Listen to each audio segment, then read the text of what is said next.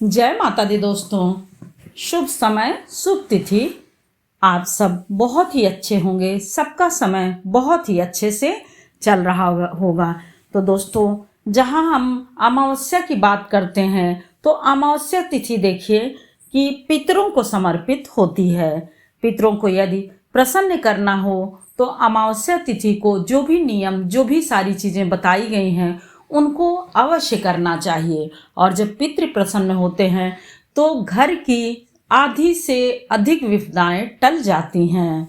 अब की बार देखिए कि सोमवती अमावस्या यानी सोमवार को जब भी अमावस्या पड़ती है तो वह जो है सोमवती अमावस्या कहलाती है। इस बार सोमवती अमावस्या पर बहुत ही ज़्यादा शुभ संकेत है। परंतु देखिए, अब की बार खरमास है तो पहली बार व्रत को उठाएं कि ना उठाएं। व्रत क्या मतलब परिक्रमा करनी रहती। कुछ लोगों के यहाँ तो एक अन्न खाया जाता है, कुछ लोगों के यहाँ परिक्रमा करने के बाद फिर वह अन्न खा लेते हैं। सरसों के तेल का निषेध होता है और प्याज लहसुन का निषेध होता है, यानी तामसिक भोजन का निषेध होता है।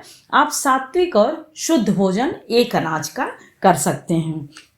अब देखिए, यह भी जो है सबके यहाँ अलग अलग तरह से होता है।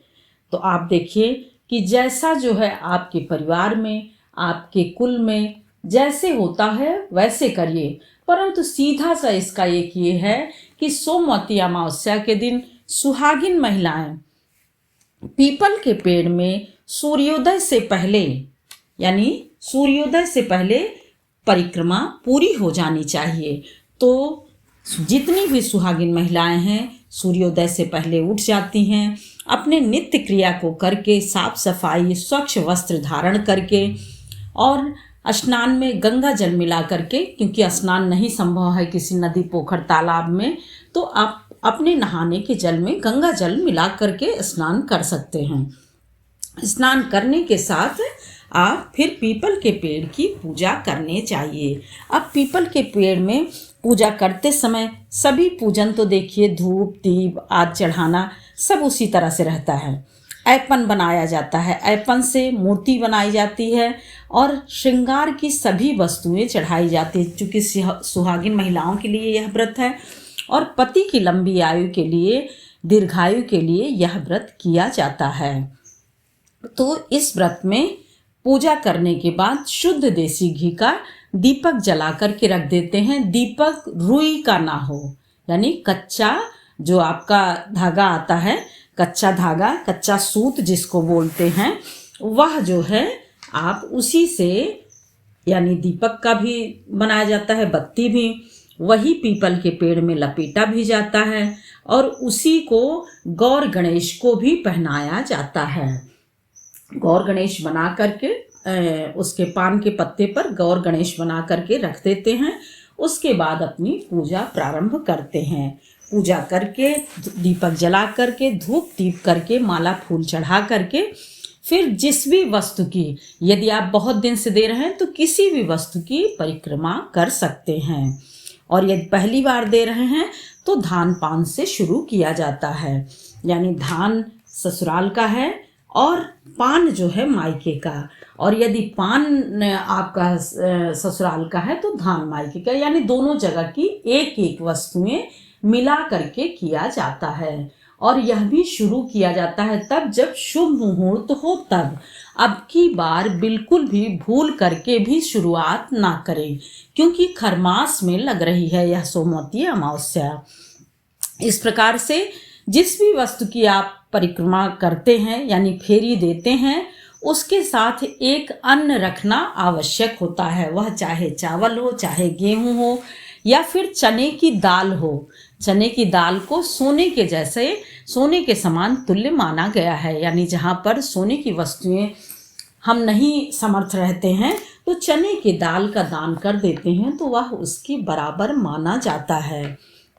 इस प्रकार से दोस्तों 108 बार पीपल के पेड़ की परिक्रमा करते हैं। परिक्रमा करते हुए ओम नमो भगवते वासुदेवाय।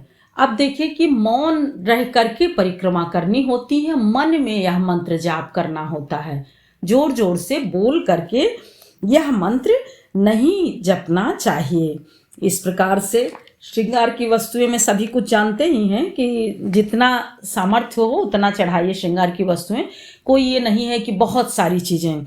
आप सिंदूर, बिंदी, चूड़ी, नेल पॉलिश और दक्षिणा अवश्य रखें। किसी भी व्रत में, किसी भी पूजन में या फिर किसी ब्राह्मण को आप भोजन कराते हैं तो उसमें दक्षिणा अवश्य दीजिए, चाहे आप थोड़ा सा दीजिए चाहे आप ज़्यादा दीजिए, जो भी।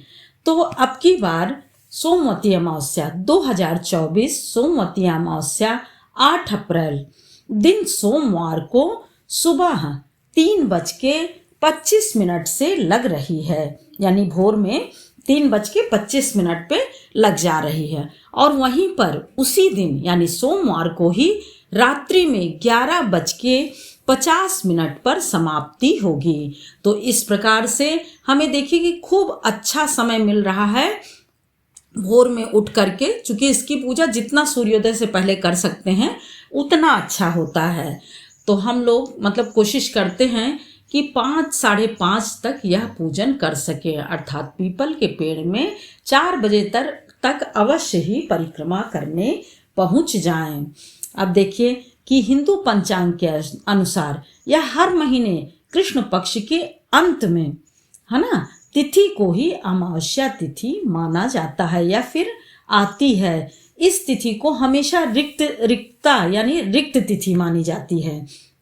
और ऐसा कहा जाता है कि चंद्रमा दिखाई नहीं देता है, दोनों एक ही राशि में वितरण करते रहते हैं। इस प्रकार से सूर्य और चंद्रमा जब ऐसी स्थिति में हो तो यह समय पितरों के लिए बहुत ही सर्वोत्तम माना गया है, शास्त्रानुसार बहुत ही सर्वोत्तम माना गया है। ऐसा कहा जाता है कि इस टाइम यदि पितरों के लिए कुछ भी किया जाता है, यानी पूजन, अर्चन, तर्पण, पिंडदान, तो वह कई गुना हो करके प्राप्त होता है और इसी तर्पण आदि से मुक्त भी हो जाते हैं। जितने पितर रहते हैं उस पीढ़ी के, वह मुक्त हो जाते हैं। इस प्रकार से इस दिन शिव जी की पूजा अवश्य करें। शिव जी की पूजा और पीपल की पूजा इस दिन अवश्य करनी चाहिए। यदि मान लीजिए कोई व्रत भी नहीं रह रहा है तो वह वैसे ही शिव जी की पूजा करे, परिक्रमा 5 बार, 7 बार, 9 बार, 11 जितना कर सकते हो बगैर व्रत के, वह भी बहुत ही कल्याणकारी मानी जाती है।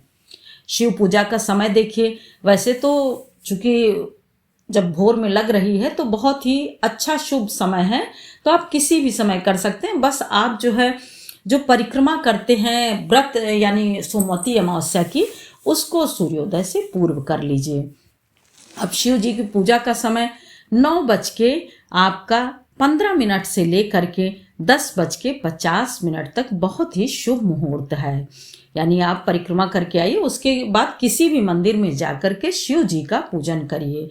वहीं पर पितरों का तर्पण करने के लिए 12 बजे से 12:50 तक समय है, उस टाइम कर सकते हैं।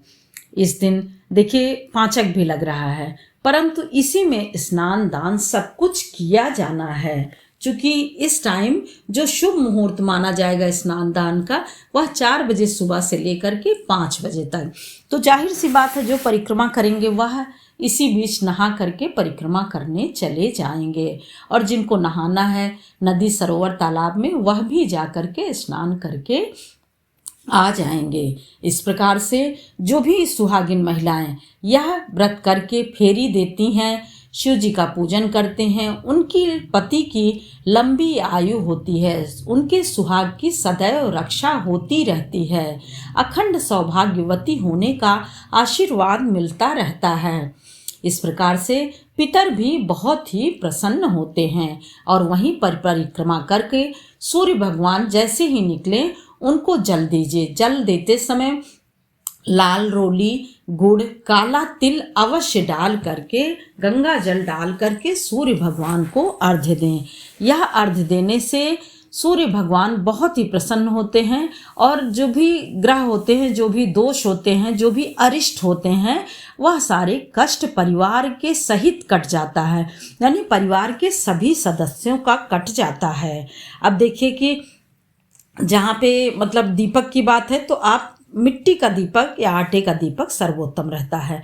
तो वह जो है दीपक तब तक जलता रहे जब तक कि आप परिक्रमा करते रहें। इस प्रकार से देखिए कि आप इन सब चीज़ों का अवश्य लाभ उठाइए। मान लीजिए आप व्रत नहीं रहते हैं तो भी पीपल में जा कर के पूजन कर लीजिए, और किसी आसपास शिव मंदिर में चले जाइए, शनि देव का मंदिर हो या फिर कोई भी, मतलब ऐसा कहा जाता है ज्योतिषियों द्वारा शास्त्रानुसार कि पूर्णिमा अमावस को इन सब जगह पर जा कर के दर्शन करने से बहुत ही ज़्यादा परिवार में सुख समृद्धि बढ़ती है।